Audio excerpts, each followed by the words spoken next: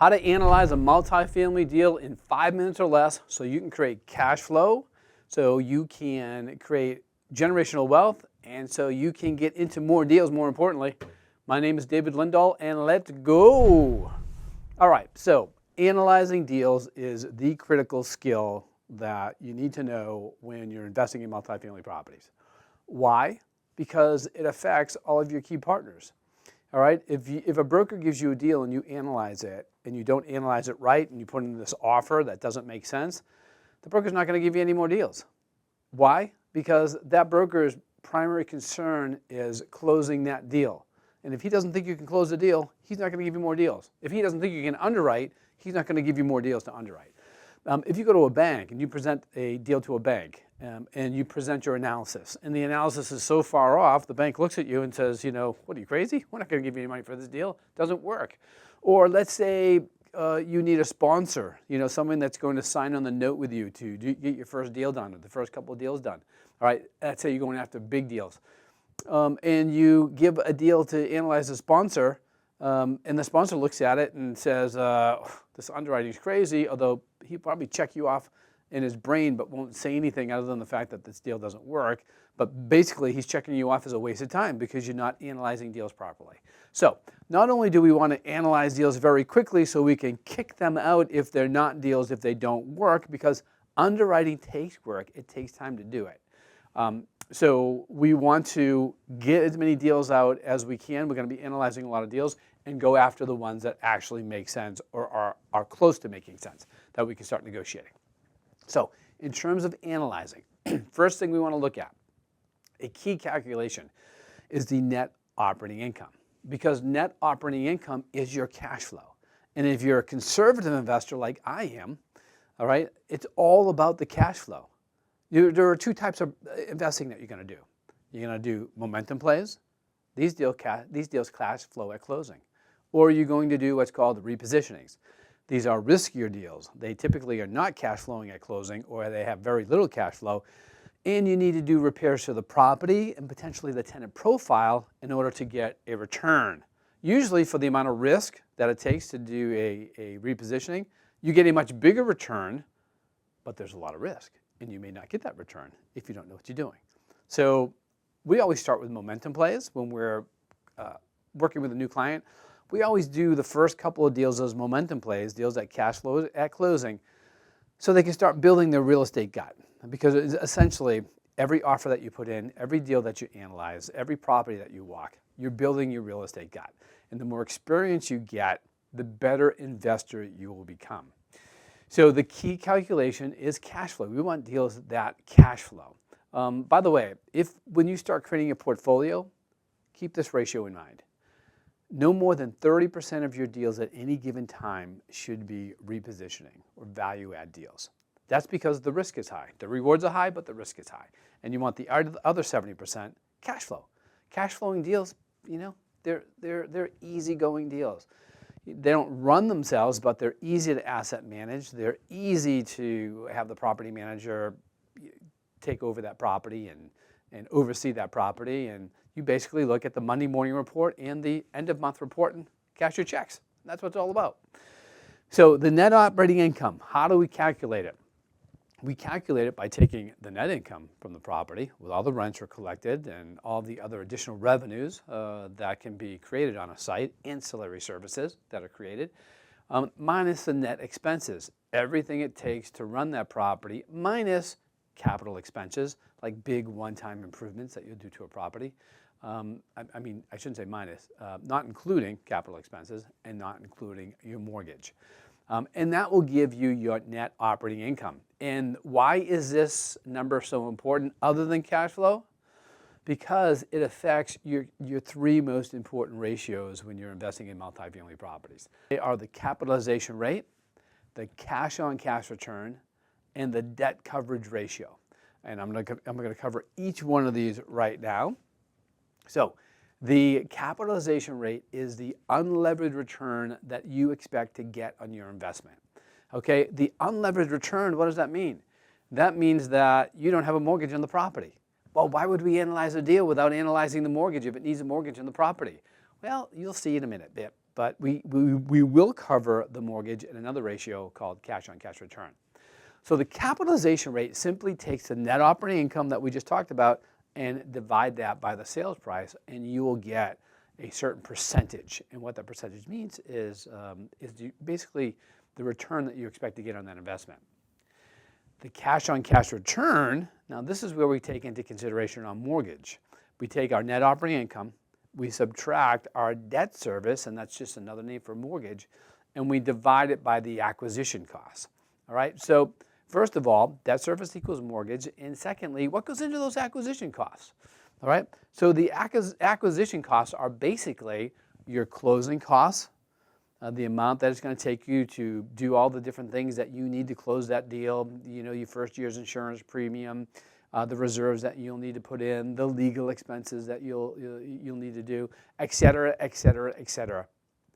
Typically, that's about 3% of your closing, 3% of the purchase price. So if you want to use a general rule of thumb, take your purchase price, multiply it by 3%, and that will give you an idea of what your closing cost should be on any typical deal. Secondly is the equity raise. So let's say that you got a deal, it's $1 million deal, and you're putting a 25% down and getting a 75% mortgage from a lender. Then your equity raise, if you're raising money, there's two different things you can do here. First of all, the amount's $250,000, okay? If you have that money and you want to do the deal just by yourself, then that is the amount of the raise. You're doing the raise yourself. If you're going to go out and you're going to syndicate that deal or do a joint venture partnership, that would be the amount that you would need to raise from your equity partners, okay? So that is basically, you have what's called the loan to value, how much of the loan is to the value of the property. In this case, it's 75%. And on $1 million deal, that loan's going to be $750,000. The equity raise is going to be $250,000. Thirdly, if you are raising equity, it's industry standard that your equity partners actually pay you for putting this deal together. That's called an acquisition fee. That's typically anywhere between 3 to 5% of the purchase price. So you get paid at the closing of the deal from your equity partners 3 to 5% of the purchase price because you brought the deal to the table, because you brought the equity partners to the table, and you brought it over the finish line. And that's your reward.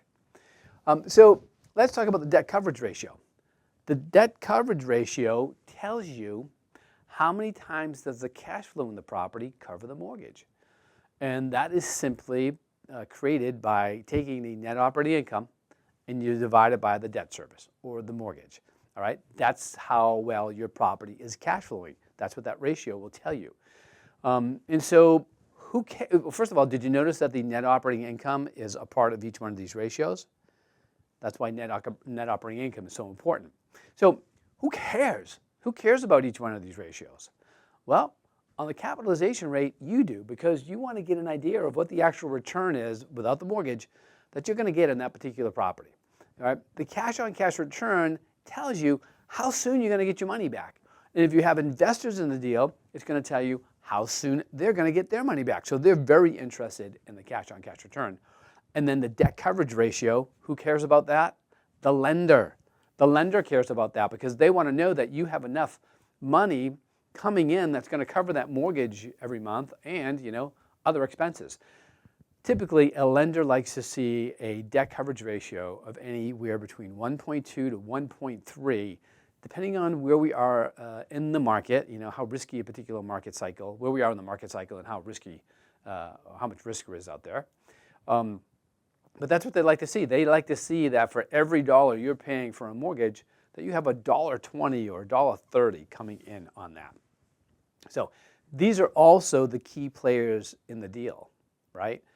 You are the investor, so you're concerned about that cap rate. Your investors are concerned about the cash-on-cash return, how fast they're going to get their money back, and how much money they're going to get. And then the debt coverage ratio covers the lender of the deal. So let's actually put these numbers to play, the 5-minute analyzation, okay? Of course, when you do this for the first time, it is not going to take you 5 minutes.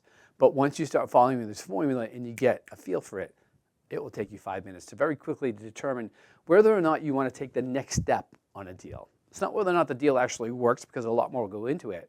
But what it does is it tells you, hey, is this deal close enough, to what I want to pay for it or what they're asking for it, that I'm going to take the next step and start some negotiations. So here are some numbers on our example deal. Purchase price, $1 million. The down payment on that deal is $250,000, or 25%, so 75% loan to value. The mortgage amount is $750,000. Now I'm assuming that I'm going to take simple interest here. Okay, $750,000 at a 6.5% mortgage. That's approximately $48,750 per year, interest only. All right, you could do an amortization table and schedule if you like to. Most deals that you're going to do are going to start off interest only, whether it be 3, 5, or 10 years going out. And then typically you're either going to refinance or resell that deal within that period of time. So the time that you actually go into paying back the principal is a very small time frame in most deals. So in this deal, let's calculate the net operating income. So this particular property had a net income of $133,000. It had net expenses of $53,000, and that equals a net operating income of $80,000. So with this information right here, we can now go start plugging in our numbers to our ratios, okay? So what is the cap rate on this particular deal? Well, we simply take the net operating income, we divide it by the sales price, and that tells us that the cap rate on this deal is 0.08 or an 8%, okay? So typically, when we see an 8 cap, that's usually a B or a C property, depending upon which part of the cycle you're in a market. Every market cycles differently. It's not dependent upon what the national economy is doing. Every city is in the midst of its own real estate market cycle at any given time. But when you see an 8 cap, and by the way, there are 4 different types of properties: A, B, C, and D. A is the luxury properties. D's are the war zone type properties. I like to say that D stands for drug dealer, because there's usually a drug dealer in a D property in most cases, and then you have to, actually you shouldn't even be dealing with them, because you make most of your money in your B's and C properties, all right? And then, depending on your mindset, a lot of us coming into multifamily, when we start off broke like I did, you have this unworthy mindset, you have this mindset of scarcity, and you feel comfortable in those C properties because those are your people. That's where you're coming from. But the real money is made in the B properties. It's just easier to do. Yes, it's more expensive, and that's why when you have that mindset of coming from scarcity, going into those B properties, it just looks expensive. You're paying more per unit. You'd rather pay less per unit, go in the mediocre type areas, and get deals that are costing less than you would the B properties. But in reality, the B properties actually make you more money in the long run. Better tenants, less wear and tear on the property, and on the up cycle, they go up higher and faster. And like my mentor always told me, Dave, you can always sell a B property in a B area in a down market. You cannot sell a C property in a C area in a down market. Always remember that. And I always did. That was many, many moons ago. All right, so let's look at the cash-on-cash return on this property. We're going to take the net operating income, we're going to subtract the debt service, the mortgage, and we're going to divide the acquisition costs. So the debt service on this property was $48,750, got from the previous slide. The acquisition costs, closing costs, 3% of $1 million purchase price is $30,000. The equity raise was $250,000. And the acquisition fee, let's be conservative, let's say 3%. Okay, that's the money you're going to get at the closing for closing the deal. $30,000 check to you. So let's plug these numbers in. We have $80,000 minus $48,750 over $30,000 plus $250,000 plus $30,000. And when you do the calculation, it comes out to a 10.10 or a 10% cash-on-cash return. That means for every dollar you put in, or let's say for every $100 you put in, you're getting $1 back at the end of the year. For every $1,000 you put in, you're getting $100 back at the end of the year. Or, $100, $10 at the end of the year, $1,000, $100 at the end of the year. That's a 10% cash-on-cash return. Okay, so thirdly, let's take a look at the debt coverage ratio. NOI divided by debt service. That's $80,000 divided by 48,750. That gives you a 1.64 debt coverage ratio. That means for every dollar you're paying out for debt, you're getting $1.64. You get a 64-cent cushion for every dollar. That's pretty good. Not only is it pretty good, it's actually required, and I'll tell you why it's required. Because we've got this thing called the Trinity. We've been teaching how to invest in multifamily real estate since 2002. I've been investing since 1996. All right. I learned when I started, I didn't start off by doing syndications. I started off with credit cards. I was broke, I was poor, and the only thing I had was credit cards, and I used them for my down payment. And I didn't think of the idea. I went to a seminar that said to do that, and I did. And then I ran out of credit card money, and then I started flipping houses so I could buy more. Well, I didn't start flipping houses right away. I started getting hard money, 18% interest with like 5 or 6 points. But if the deal cash flowed properly, that's why cash flow is so important. If the deal cash flowed properly, then I could do the deal. All right. I remember when I told my father that I was buying, properties with credit cards or through hard money lenders, and being very conservative and frugal, he thought I was absolutely crazy. Spending that type of an interest rate on the properties. But I told him, Dad, these things cash flow properly, and I'm getting this amount of money at the end of the month. It's not a bad thing. Still, the scarcity mindset that he had and I had for a long time it wasn't the cash flow. It was like the amount you're spending out. I learned to get over that. I don't know if he ever did. So what I discovered in doing deals along the way, I started with the credit cards. I went over to the hard money. I started flipping single-family houses so I could buy more multifamily properties as down payments. I would buy the single-family properties with no money down, and that would allow me to get a down payment for a multifamily property. So what I discovered in all this is when I started syndicating deals and actually using other people's money to fund my deals, all right, I realized that there were certain ratios that when I hit them, the deal worked, and I could give my investors 75% of the cash flow and the equity in the deal, and I could keep 25 without putting any money out of my own pocket, but it had to hit these ratios, and this is why we call this the Trinity. All right, it's a cap rate of 8+. You want to write this down.